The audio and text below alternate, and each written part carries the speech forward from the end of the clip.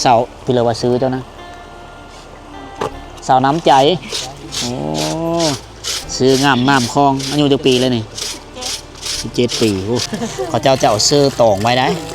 อันนึงมาย่านขี้เยอะย่านขี้ดินเฮาใส่กระตุกเขาขายบ่เจ๊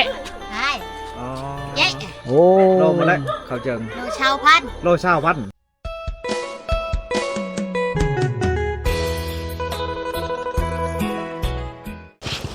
สบายดีทุกคนเด้อ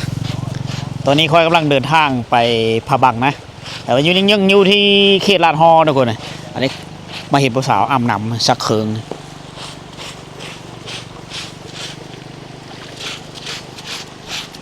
โอ้ยบันส่วนคือเคืองหลายใช่นุ่งหลายมือเนาะโอ้อันนี้หลานบ่2 คนอย่าว่าลุเจ้าบ่แม่นบ่ทันได้ลุบ่ทันได้โผล่ซ้ำโอ้ยังโสดอยู่เนาะเอาผู้บ่าวซักซอยบ่เอาบ่เอาบ่าวลำเงินในซักซอยเราเก่งเลยเราซักเคืองเลยบ่าวลำเงินเนี่ย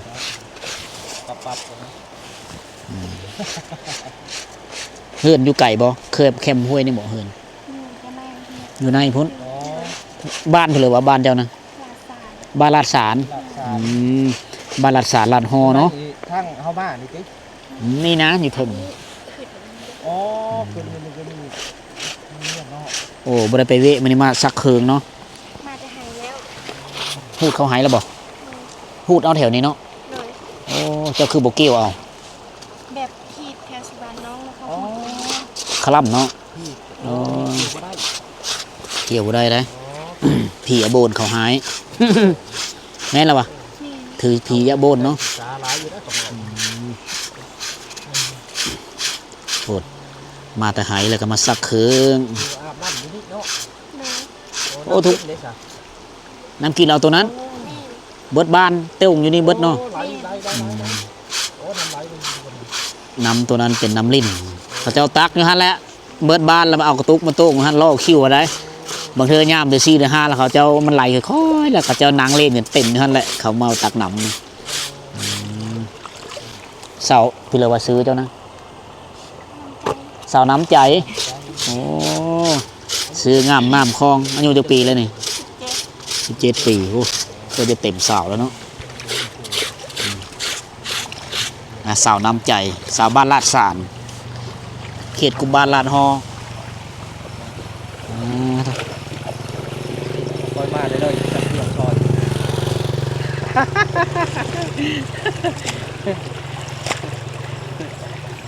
จะดีจะเผาก่อนคือนาชิชักเครื่องซอยใครซักอยู่บ่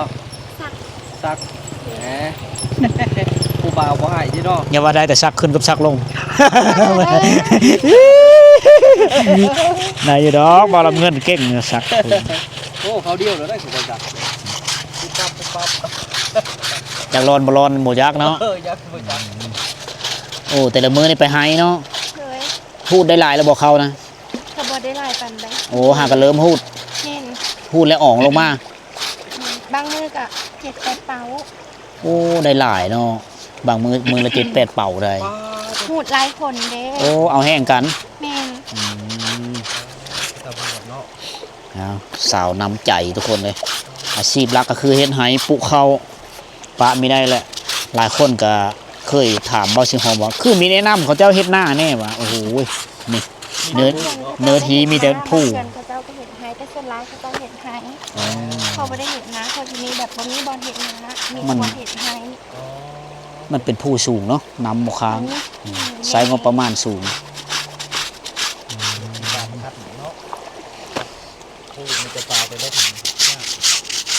อายุ17 ปีแล้วมีผู้บ่าวมาล้มเลยบ่มีผู้บ่าวมาล้มเลยบ่มีเลยโสดเลยมาล้มเลยเขาก็บ่เห็นเนาะ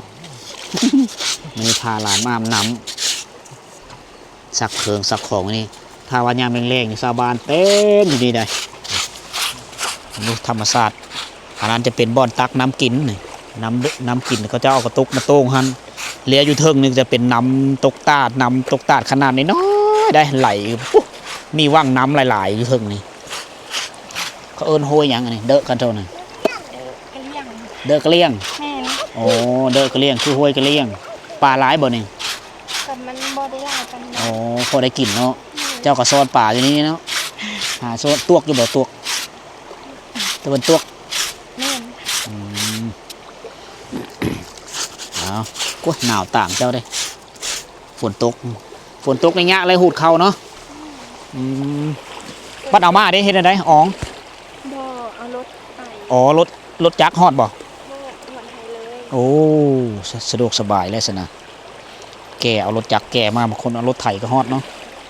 บางเงินที่จะมีรถไถคือเราเป็นรถไถ โอ้น้องแล้วเอารถจักรไปแกเอา แม่น อืมเจ้าขับเองเลยบ่ บ่เอาอ้าย อายขับเฮ้ออายไปแกโอ้เจ้าละมีแต่ไปหูดเนาะ อืม เนี่ยเป็นผู้สาวลาววันป้าอาบน้ำอยู่โฮยมาซักเครื่องอยู่โฮยมันก็เป็น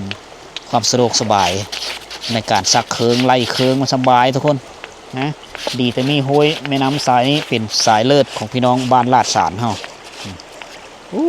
บ้านพระเจ้าก็อยู่ทึกนี้ได้จะเป็นบ้านกว้างบ้านขวางเติบบ้านอันเดียวกัน เป็นพ่อบ้านเดียวกันกับบ้านลาดฮ้อแต่เขาเอิ้นว่าบ้านลาดสารทุกคนน้องมันยังโสดได้ยังไม่มีผู้บ่าวได้จะได้อยังบ่ อยู่ได้อยู่ อยากได้อยู่เนาะ แม่ เดี๋ยวสิพาFC คนไทยเขาจะได้เมย์ยุบฝั่งลาวนะหลายคนได้อยากได้เลยเอาอยู่บ่ฮับได้บ่ FC ฝั่งไทย ทำได้ ฮับได้เนาะ แม่น อ๋อพี่น้องชาวไทยก็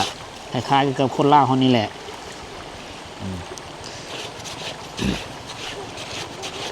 ถูกครับเนาะมาเอาโผนี่ก็เมื่อเฮิรนโผแน่นว่ะผู้สาวพาวบรูนี่แต่งงานแล้วเมื่อเฮิรนโผเบิดตึ้งเนาะ แม่น อ๋อบ่ได้อยู่เลี้ยงพ่อเลี้ยงแม่ โทรมาสู่เถอะอยู่เฮือนเฮา อ๋อ ท่านเข้ามาแจ้งเสือเมื่อเฮือนผัว มีอยู่บ่คนมาสู้กะ นี่ โอ้มีเนาะ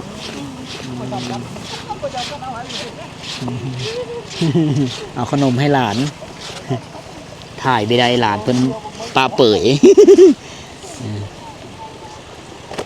เอามาเมื่อนานจะแวะถามมาอยู่เฮือนเด้อ เลย ขอบเจอหลายๆ เดินทางต่อกัน เอามาเจอสาวงามบ้านป่าแล้วทุกคนเลยตามถนนหนทางเพิ่นสักเคือง ได้แม่ได้แล้วสิขอบใจเด้อ สาว เอาเฮ้ยผู้สาวได้อเฮ้ย ขอบใจเด้อ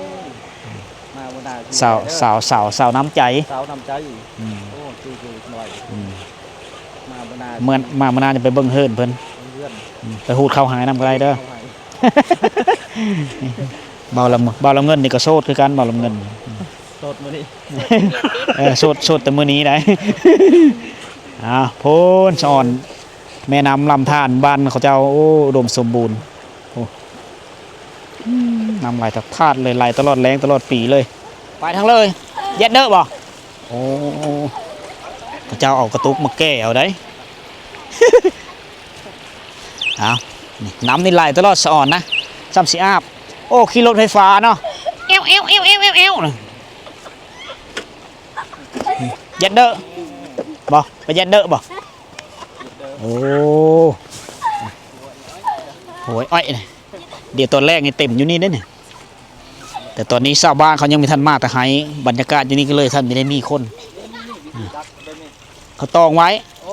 เขายันขี้เยอะไหลเสื้อกระตุก เป็นโอ้เชื่ออยู่นี่คือเอาไว้เฮ็ดหยังเนาะ เป็นกั้นตองได้ เออ อ๋อน่ะตาขี้เนาะเย็ดเด้อเนาะ แบบนี้เนาะ โชยน้องบ่แซมเอ้ยนะโอ้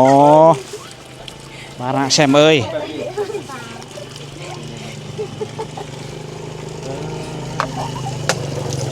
ลายร้านหน่อยได้ โอ้ยอ้อยเขาเจ้าเอาเสื้อตองไว้ได้อันหนึงมาย่านขี้เยอะย่านขี้ดินเฮาใส่กระตุกเขา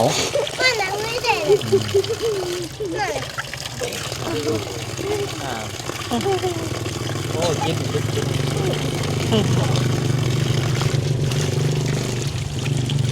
น น้อยๆนี่ซอยเวพ่อแม่ได้เบิดแล้วจะแตกต่างกับเด็กน้อยอยู่ในเมืองได้เพราะว่าการดำรงชีวิตของเขาเจ้ามันมีคือกัน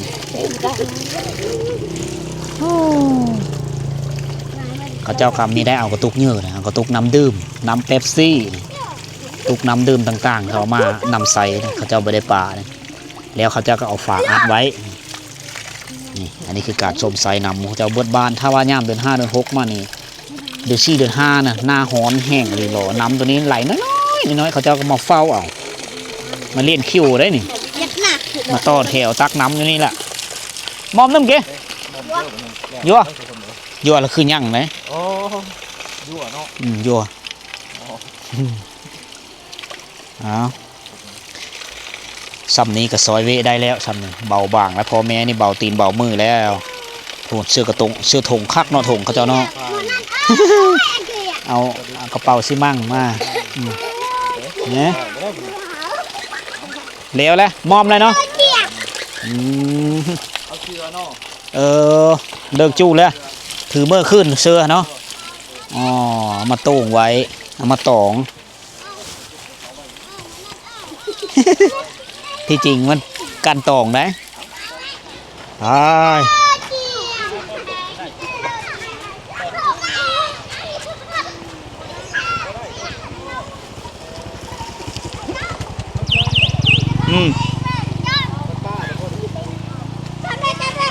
ไปขึ้นจนโอ้1 2 3 4คนเลยไปโอ้ ใส่รถไฟฟ้าประหยัดน้ำมันดี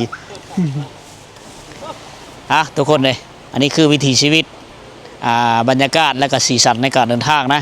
เฮาสิพาทุกคนพุ่นและเดินทางต่อไปติดตามไปอีนำกันทุกคนอันนี้คือบรรยากาศเข้มทางทุกคนมาเจอผู้สาวน้ำใจ มาซักเขิงอยู่นี้นะเอาไปเอา เมื่อนี้นี่เดินทางกลางฝนตกเขตนี้ฝนยังตกก็เลยเฮ็ดเธอเส้นทางนี่เปิ้นนะยังเป็นขี้ต่มนะอันนี้คือสายทางระหว่างบ้านลาดสารไปหาบ้านตะเหลาโอ้ทางมันกุดมันหาดมันเห็นมาแล้วอันนี้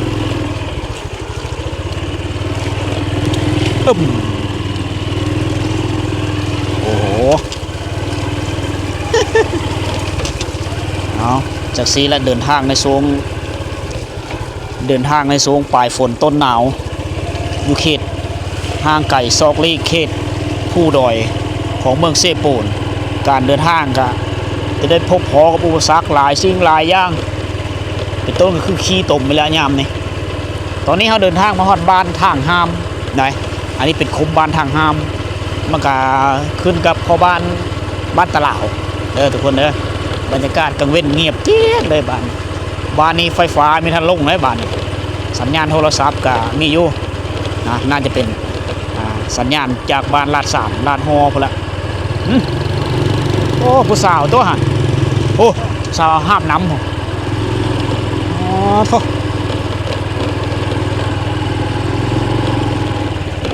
บ้านงามบ้านดังเดิมผู้เฒ่าโง่อยู่เห็นบอกผู้เฒ่าอยู่เฮินนะ โอ้ยว่ะ บ้านยังประจันเลย บ้านทางห้าม บ้านทางห้าม ภาษาลาวคือเอิ้นว่าบ้านทางขามบ้านทางห้ามบ้านนี้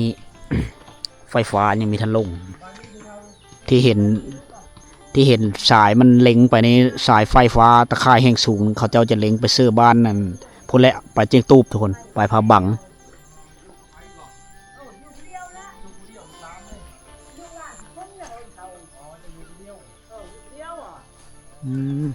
ลูกลอยแต่ห้ามีอะไรแล้ว ไปสู้เม่บ่ไปยวก ไปยั่วเอ้ย อ๋อไปยวกแล้วไปสู้เม่ ไปยั่วหุ้ยช่วยหุ้ย พอแล้ว ก็ดังประหลาดแต่ อ๋อบ่จักเลย ดังปลาเอาประหลาดก็ได้ทั่วทั้งประเทศละ ตะเฮิมมา ผมไม่มีบ้านโถนอ่ะ จังว่าแล้วจากไผ่เป็นไผ่เนาะจากเพื่อเป็นเพื่อมีจักคือกัน ชื่อนี่คนเลยจะสู้อยู่ใจ อ๋อ แม่เนาะงูเลย แม่เพันอยู่ผู้เดียว อยู่คนเดียว ตาจามมันน่ะเฮ็ด จำ กิน มาละ กินข้าว เอาหนัง ผู้เดีย เจ้าว ไม่ได้หู้ไม่ได้หู้ไปแอวเจ็บแอว เขานำจำป้าที่กินในไซส์ไม่เท่าไปหาย โดยเด้อ ด้วยเด้อ โดยเด้อละอ่ะ อ๋อ เว้อ่ะ อ๋อเขาแบ่งให้ กินน้ำลูกน้ำหลานนี่แหละ กันน้ำลูกร้านนั้นน่ะ ก็เจ้าบ่ได้ไปไสเนาะ เฮินเขายืน อ๋อ แล้วเฮินเขายืนจะเฮินเขาบนบ้าน อ๋อ ช่วงเฮินนี่อ่ะชามเฮินเขายาน อ๋อมี ไปแต่เฮินเขาจะเขาออกเขาน้ำกิน ผู้เฒ่าผู้ดีอยู่เนาะ โอ้ เลี้ยงซอยเดียว เออ เบิ่งแย่งนํกันลูกๆหลาน มันเนี่ย ๆเอา ไม่ได้ไปทำหมันไม่ได้ไปไม่ได้หมด เฮือนเขาเจ้าได้หลังใหญ่หลังหนึงอ่าสภาพสุดโทรมก็หลายหลังทุกคนนะมายามเช้าหรือยามแรงเขาจะได้เห็นกิจกรรมเขาเจ้าต่ำเข้าอยู่แถวนี้ละบึ่มบึ่มแถวนี้ได้เฮือนหลังนั้นหลังใหญ่หลังเตะจะดีเสาเทาะ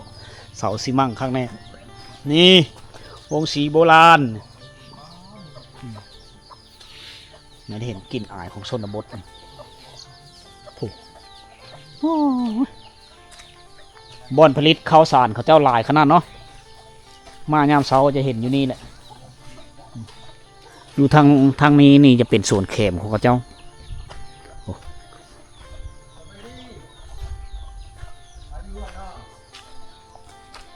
บ่อนไม่ยิงเนี่ยต่ำผู้ชายเขาเจ้าจะไม่ได้ต่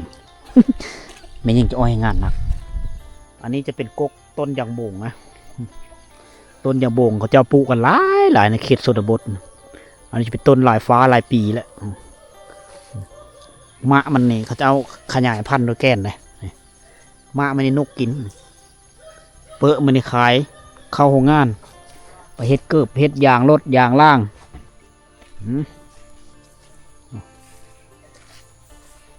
บ้านนี้เงียบคักเนาะบ้านเนาะ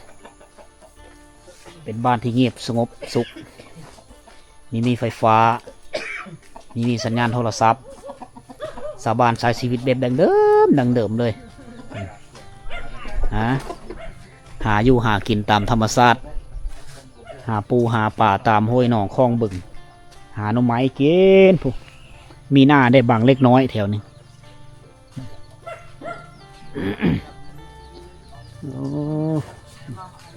บรรยากาศอยู่บ้านมันจะเงียบหน่อยหนึ่งบางเฮิรนก็อยู่เฮิรนบางเฮิรนก็ไปไฮไปโซน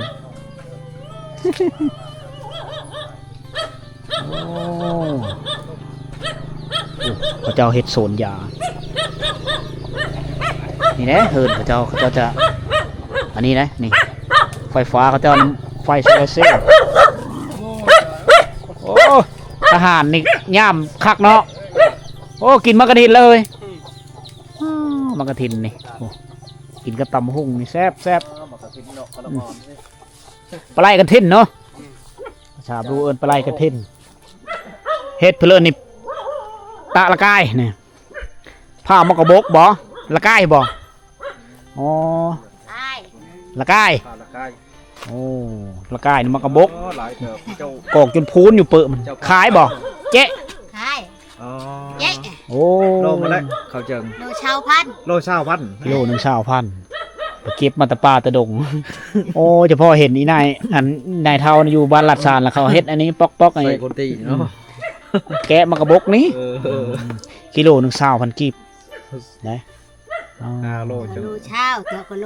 15อยู่ อีกตามมันขึ้นมาลง นั่นแหละ จังซี่ได้การหาเงินอยู่แถวนี้นะ ในบ้านกับเจ้าเปียบอยแน่ เพื่อสิได้ โลนึงนี่พอแห้ง เพื่อสิได้โลนึงบ่แห้งเนาะอ้ายเนาะ ก็ครับในมือหนึงได้จักโลประมาณ โอ้ยจักหอดจักวอล2 โล โอ้ อันนี้มันก็หอด5 กรัมถึง ไม่ได้ฮอนโลซ้ำไม่ได้5 กรัม คุมตุกได้ มันบ่มีเลือกเห็ดเลย เฮ็ดไปเนาะ เฮ็ดไปโอ้เขาลงตักน้ำอยู่พุ่นบ่ โอ้ ตักน้ำห้วย บ่น้ำช้าง น้ำช้าง ไก่ตะบานนั่นน่ะ อ๋อ อยู่พี่มันขุดยากเลย เขาเจ้าขุดเอาเนาะเบิ่งไปเบิ่งเขาตักน้ำก่อน เอาไปก่อนนะ ขอบเจอเด้อเพื่อสิได้เงินนะเขาเจ้านี่ในช่วงเวลาว่างๆบางเทื่อก็เฮ็ดหน่อไม้แห้งเอาหน่อไม้แห้งมาตะขายแล้วก็หามากระบกมาผ้าขายน้ำกิโลนึง20,000แต่ว่าหน่อไม้แห้งนี่เขาเจ้าซื้อแพงเติบได้ก็ตกอยู่โลนึงก็ประมาณ7-80,000กีบนะ100 ปลายกว่าบาททุกคนอันนั้นหน่อไม้แห้งเด้อ แต่ว่ามากระบกนี่ราคาถือนะ20 ปลาย20,000นะเพื่อสิได้โลนึงโอ้โหไปหามาตะปาตะดงออกมาอีก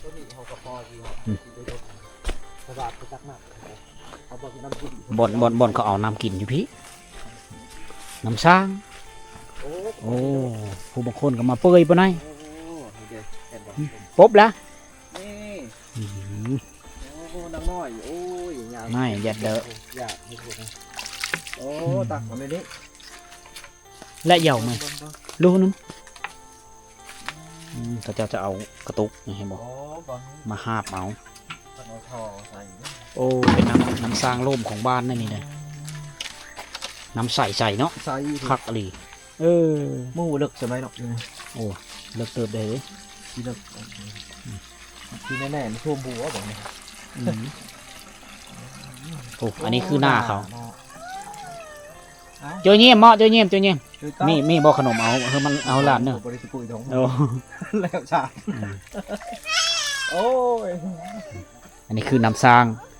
บนตักน้ำเนี่ยวีนเย็ดไปไหนเนาะโอ้เบิดบ้านจะมาตักอยู่พี่เลยตักแล้วก็หาบมือนี่แหละการชมไซน้ำไซเนี่ยน้ำนี่ก็เป็นน้ำสร้างน้ำบ่อไหลออกมาจากธรรมชาติเลยทุกคนนะ